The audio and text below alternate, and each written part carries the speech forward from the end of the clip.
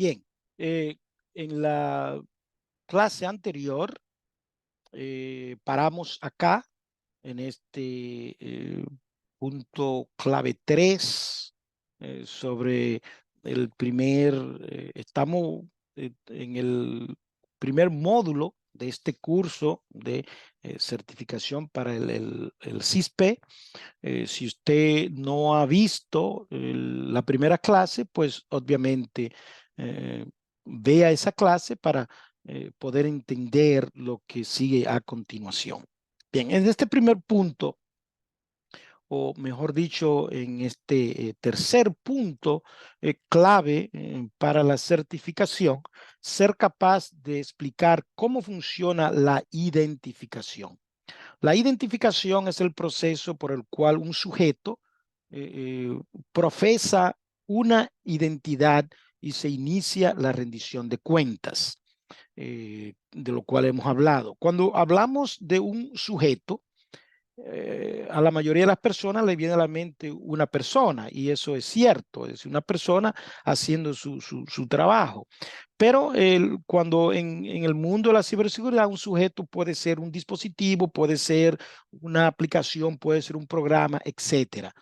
Pero obviamente las personas que trabajamos en el, ¿verdad? Con tecnología, que prácticamente todo lo que hacemos hoy en día de una manera u otra envuelve la tecnología, pues es lo más común del sujeto, es una identidad, es una persona. Entonces, pues, un sujeto debe proporcionar una identidad a un sistema para iniciar el proceso de autenticación, autorización y responsabilidad o accountability, que es el concepto de AAA que ya que hablamos en la clase anterior. Eh, por eso es que es muy importante en todos los sistemas que cada persona que va a utilizar un sistema tenga su propia cuenta, algo que pueda ser identificable. No es recomendable que en un sistema, por ejemplo, una computadora de Windows, que varias personas utilicen o que compartan la cuenta de administrador o la cuenta de root en una computadora de Linux. Se le debe crear una cuenta específica a cada usuario de tal manera de que cuando suceda algo, entonces podamos pues ver quién lo hizo para ajustar cuentas, lo que es el accountability o la responsabilidad. Entonces, muy importante eso de la identidad, es decir, por eso que en las compañías cada individuo tiene una cuenta específica, aunque hay muchos procesos que las personas pues por una razón u otra a veces muy difícil no utilizar cuentas compartidas, pero debe evitarse a todo costo. Hay compañías donde esto es totalmente prohibido. En el punto 4 vamos a tratar lo que es comprender el proceso de la autenticación. Entonces, hablamos aquí cómo funciona la identificación. Entonces, en el proceso de la autenticación, ¿verdad? Que es el proceso de verificar o probar que una entidad reclamada es válida. La autenticación requiere información del sujeto que debe corresponder exactamente a la identidad indicada. Por eso es que es tan importante, obviamente, en que cada persona tenga una cuenta específica. Entonces, en el punto 5, una vez que un sujeto está autenticado, su acceso debe ser autorizado. El proceso de la autorización garantiza que la actividad solicitada o el acceso al objeto sean posibles dados los derechos y privilegios asignados a la identidad autenticada. Para poner todo esto en contexto, vamos a poner un ejemplo. Aquí tengo mi cuenta de AWS, ¿verdad? Si voy a entrar a AWS, en primer lugar, puedo entrar con mi cuenta root o raíz para asuntos de administración. Para asuntos de mis quehaceres diarios, debo tener una cuenta única con privilegios mínimos que me permita hacer el trabajo que tengo que hacer. Entonces, mi identidad es mi correo electrónico para poder entrar, ¿verdad? Ya sea como raíz o como usuario normal. Una vez tengo mi correo electrónico, entonces me voy, cuando doy un clic en Next, me viene a la otra parte que ese correo electrónico está asociado con una contraseña, con un password, ¿verdad? Que eso es lo que es la autenticación. Voy a autenticar, a ver si realmente yo tengo el password correcto de esa cuenta. Y obviamente es importante utilizar más que un correo electrónico y una contraseña. Hoy en día, pues, muchísimos problemas ocurren debido a la identidad. Entonces, pues, la autenticación de doble factor, principalmente para asuntos de administración, es extremadamente importante. Entonces, una vez entro, pues, mi contraseña correcta, si solamente utilizo mi correo electrónico y paso, pues entonces soy autenticado y puedo entrar al componente a ver qué se me ha autorizado. Entonces, dentro de ese sistema, dependiendo de mi rol, dependiendo de mi cuenta de usuario, yo tengo acceso a hacer un sinnúmero de cosas, ¿verdad? Que es lo que es la autorización. Y ahí viene el concepto de lo que es privilegios mínimos que hemos hablado, donde a un usuario pues nunca debería dársele más privilegios que lo que necesite para hacer su trabajo. Bien, el punto 6 trata sobre ser capaz de explicar el proceso de la auditoría. La auditoría en este contexto es el medio programático por el cual los sujetos son responsables de sus acciones mientras están autenticados en un sistema a través de la documentación o el registro de las actividades de los sujetos. Por ejemplo, aquí tenemos en esta figura lo que es el audit logs en Microsoft Azure, ¿verdad?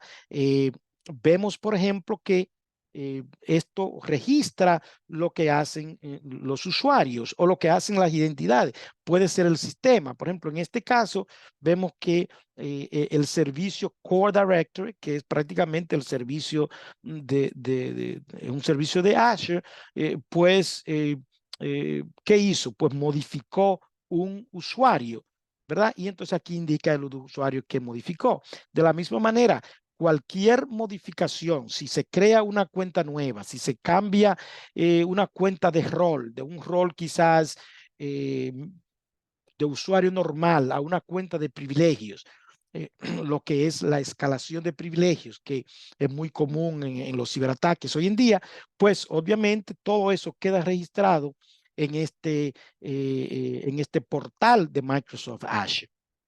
Bien, entonces, por ejemplo, aquí en el sign in, el sign in de logs de Microsoft Azure, aquí vemos, por ejemplo, información básica acerca de ese usuario, de los dispositivos, el lugar de donde esa persona se está autenticando, ¿verdad? Información acerca del dispositivo, información acerca de la autenticación, ya sea que tenga doble factor o no, lo que es el acceso condicional, que es muy importante hoy en día en el mundo de lo que es el Zero Trust, etcétera. Entonces, toda esa información pues queda grabados en estos logs, ¿verdad? De Microsoft Azure. Si estamos hablando de una computadora local, perdón, por ejemplo, Windows 10, aquí vemos estamos en lo que es el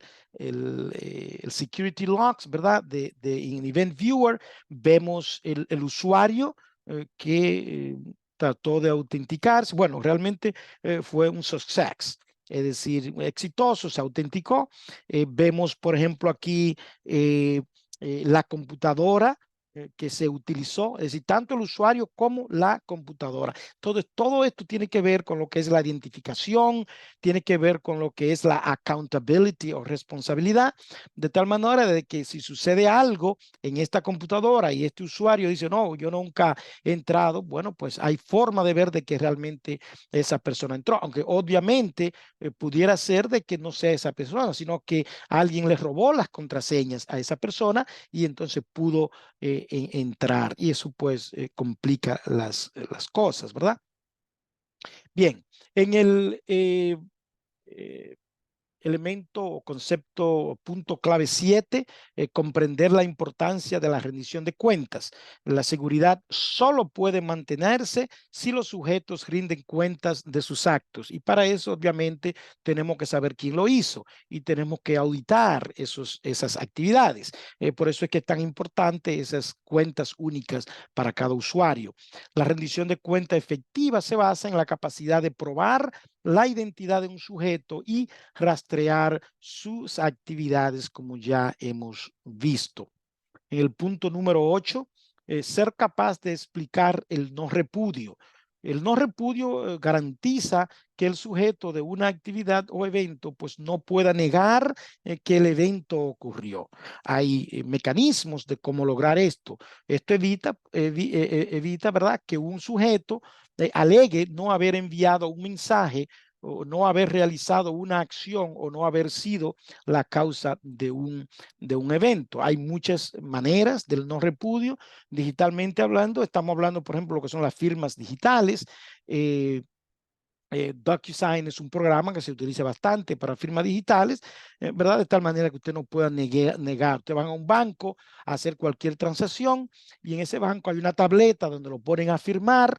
Entonces, pues, obviamente luego usted no puede decir de que usted no hizo eso porque, pues, hay prueba de que usted firmó. Si usted, por ejemplo, eh, comete un acto delictivo y está grabado en una cámara, sí, se va a corte, usted no puede decir a la corte que usted no lo hizo porque cuando el abogado presente le digo, mira, y entonces ¿quién es? Pues, entonces, obviamente, todo eso son ejemplos de el no repudio.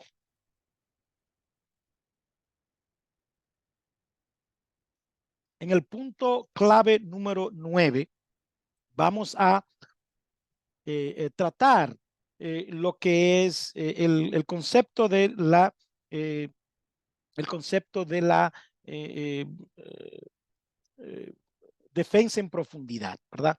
La defensa en profundidad, también conocida como la estratificación, es simplemente el uso de múltiples controles en una serie.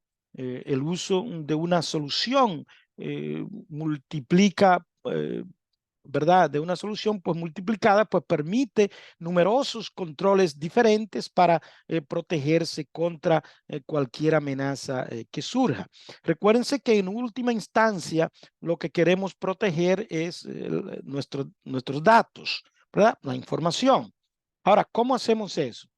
En un enfoque de arriba hacia abajo, empezamos con lo que son las políticas, los procedimientos, el entrenamiento, la práctica, etcétera. Y todo esto debe ir de la parte gerencial. La parte gerencial debe pues aprobar todas esas políticas, procedimientos, debe estar pues en acorde con lo que son estas iniciativas de ciberseguridad. Es muy difícil llevar a cabo cualquier proyecto si no tiene pues la bendición, ¿verdad? La aprobación.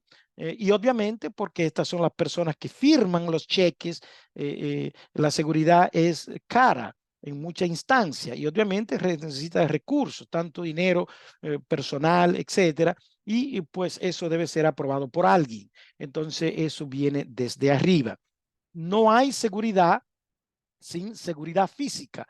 ¿Por qué? Porque si una persona, un cibercriminal, se apodera de un servidor, se apodera de una laptop, de un dispositivo móvil, etcétera, es muy difícil que no pueda leer el contenido, al menos, obviamente, que usted tenga eso encriptado.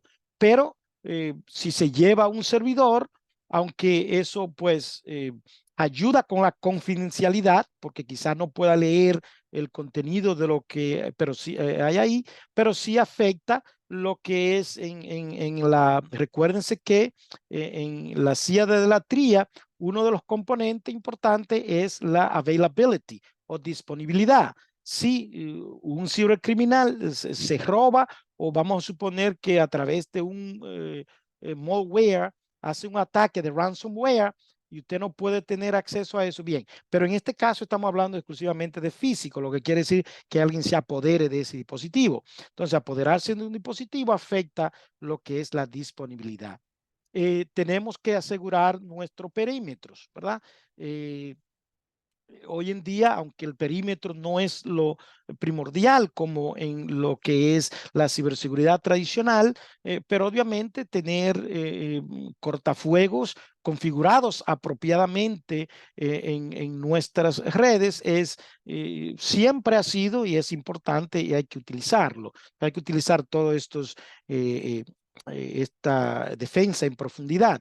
Obviamente debemos proteger nuestras redes, también debemos proteger nuestros hosts, nuestras computadoras, lo que son los endpoints. Y esos endpoints tienen aplicaciones que también tienen que ser aseguradas. Entonces necesitamos controles de políticas de seguridad, controles para proteger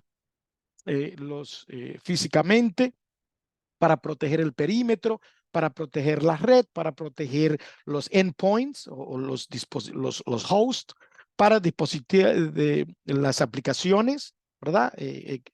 Proteger las aplicaciones y también pues para proteger obviamente ese data que en última instancia es el objetivo principal. Punto clave 10, ser capaz de explicar el concepto de abstracción. La abstracción se utiliza para recopilar elementos similares en grupos, clases o roles a los que se les asignan controles de seguridad, restricciones o permisos como colectivo, ¿verdad? Añade eficiencia en la realización de un plan de seguridad. Por ejemplo, un cortafuegos es bastante complejo y hay muchísimas cosas que están detrás de cortina. Usted no tiene que entender exactamente todos estos paquetes y todas estas cosas, cómo funciona, pero sí debe saber cómo configurarla apropiadamente con reglas, ¿verdad? Para solamente permitir el tráfico, ¿verdad? Que sea permitido. La abstracción implica simplificar la representación de sistemas o conceptos de seguridad complejos, enfatizando los elementos clave y ocultando detalles técnicos innecesarios. ¿Okay? Ejemplo de abstracción, podemos hablar de lo que es el modelo del OSI y el TCP/IP, ¿verdad? Es muy complejo cómo funciona una red. Entonces, estos modelos pues ayudan prácticamente a simplificar esos sistemas complejos. También la virtualización se utiliza también en los lenguajes de programación, en los firewalls filtrados, como ya hemos hablado, etcétera. También en lo que es en lo que son las políticas de ciberseguridad. En resumen, la abstracción en el concepto del CISSP implica pues simplificar la comprensión y la gestión de sistemas complejos mediante la representación de conceptos y procesos en un nivel más alto, lo que facilita la toma de decisiones y la implementación de medidas de seguridad. Punto clave número 11, comprender la ocultación de datos. La ocultación de datos es exactamente lo que parece ser, ¿verdad? Evitar que un sujeto descubra o acceda a los datos para nosotros, pues, proteger la confidencialidad, ¿verdad? A menudo es un elemento clave en los controles de seguridad, así como en la programación. La ocultación de datos es el acto de colocar intencionalmente los datos de manera que no sean visibles o accesibles para un sujeto no autorizado, mientras que la seguridad a través de la oscuridad es la idea de no informar a un sujeto sobre la presencia de un objeto y por lo tanto esperar que el sujeto no descubra el objeto. Es decir, que aunque están relacionados, pero realmente no son exactamente lo mismo. El cifrado de datos es la ciencia de ocultar el significado o la intención de una comunicación o destinatario no deseado, como hemos hablado, y pues obviamente el cifrado es extremadamente importante para proteger la confidencialidad. Bien, creo que ya hemos llegado a esos pues 20 minutos que no quiero pasar para que no sea muy largo. Así que vamos a parar este video acá en ese punto clave número 11 y continuaremos con el punto clave número 12 en el próximo video.